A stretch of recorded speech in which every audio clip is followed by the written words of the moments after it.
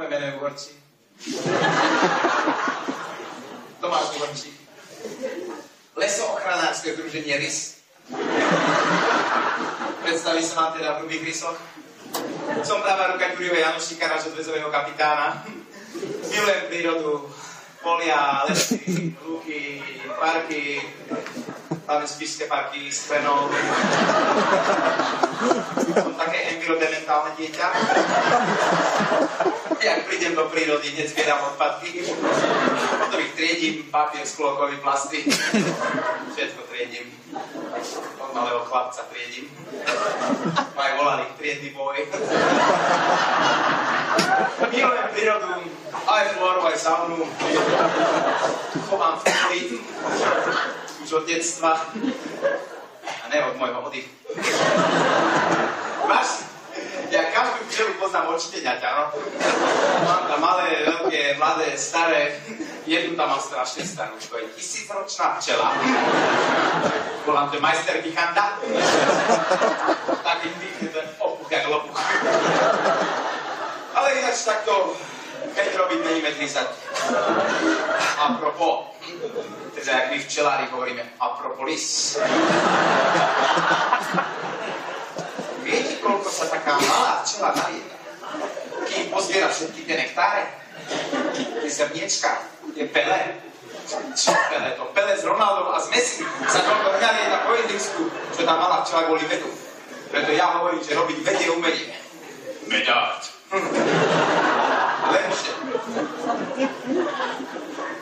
Čo mi teraz znamená medveď? A teraz čo? No klasika, došiel, poprevracal úle, med vyžral, včely uleteli a teraz čo? Čo? Tomu medveďovi je to jedno, či mne uletí jedna včela, 2, 3, celý roj, alebo roj Orbison. On sa chce nažrať, ne? A čo mu ja môžem? Čo? Nič. No ja, kedysi išiel medveď, picli sme ho dolu, zavesili kožušinu pred kolibu, došli americkí turisti. Wow, grizzly! Nie grizzly, zastrelili.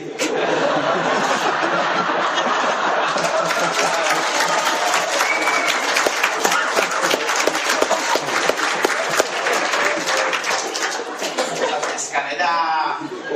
Medveď je chránený. Ich ubúda.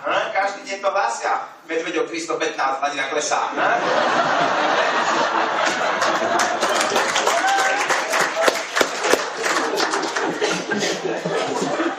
Opýta sa niekto, prečo ten medveď opustí pásmo kosodreviny, pásmo líšaníka, machu a šebestovej a zíde novú do mesta k uľu, alebo k uľuvu. No lebo je hladný, turisti mu všetko požerú, dávajú mu do lesa a teraz moje čučorienky, moje černice, moje mandarínky, všetko požerú. Tam pri prázdne medveď nemá čo žrať, potom nesú medvede, nesú kúry, muflóny, srnce, není nič. Na pol roka chodí do krvítka už len do Kubáni.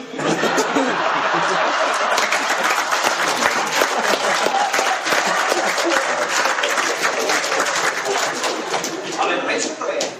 Lebo tu sa každý drží hesla bohatstvo brať. Brať. Ja som proti heslám, proti Gusku, žiaden dispečing, dobre. Aj my sme mali heslo, ale my sme mali heslo bohatým brať, chudobným dávať. Ono tam. To bolo v časoch, keď Ďuri Janošík bol ešte normálny chlap. Keď sme boli spolu v družine. Došla súdružka, družinárka. Hovorí, Janošík Uhorčík, lekárnička Terčík. Ideme na dopravné ihrisko a pekne do dvojstupu. Nevidno, že sme iba učilište.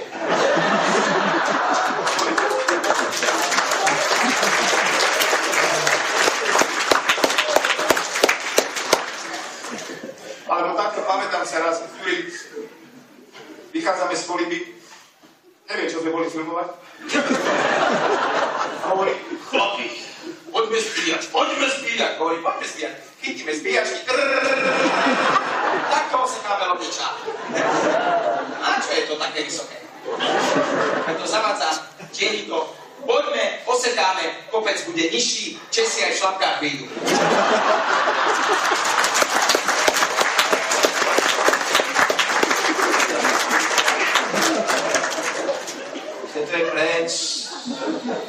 On sa zmenil, on vôbec chodí po horách, zbíjať. Kde? On už len chodí, recituje, knižky číta, hovorí mu Ďuri. Na čo ty čítaš knižky? Však kniha to je papier. A papier to je mŕtvý les. Ja to viem, my sme minule museli vyťať 365 chránených stromov, aby sme mali papier na petíciu proti ich výrobu. Keď tie knižky, tak potom zase noviny. Hovorím mu, a čo čítaš noviny? Donesol ma minule od nejakého Štúra, či od koho, že Slovenské národní noviny, príloha Orol Tatranský.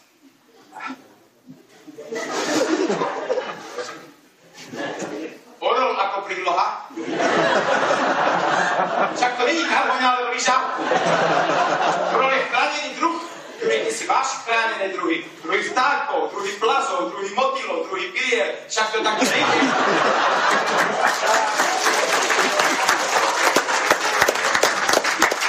To nerobíš pre mňa, pre moje modré oči, meine kleine Klaukom. Nie. To robíš pre tvoje decká a pre budúce degenerácie. No, možno to robíš aj pre seba, Ďuri. Však toto mi povedz, keď ti raz vrátia kus zničeného lesa. Toto mi povedz, zlatý môj zopaty. Keď ti raz v rámci proštitúcie vrátia kus zničenej hory, či budeš šťastný. Ďuri, to sa nesmie, to si nevymýšľam. To není sci-fi. To sa naozaj deje. Podívaj sa v okolitých štátoch, už sa ľuďom vracajú majetky. Podívaj sa v Česku, teraz to bolo v telke. Lesy se vrací. No?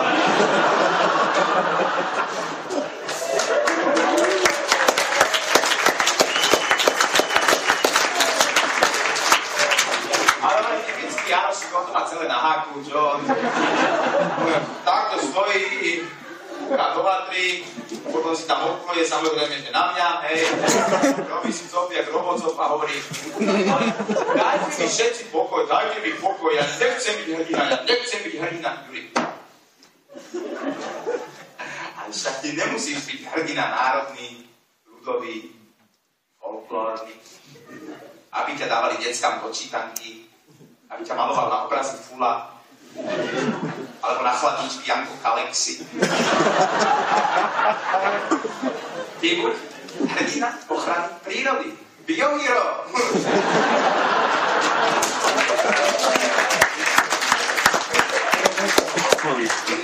Máš na to všetky disproporcie. Si chlapiak hora? Si. Ešte aj meno máš bio. Juraj Janošík. Ani jedno ečko.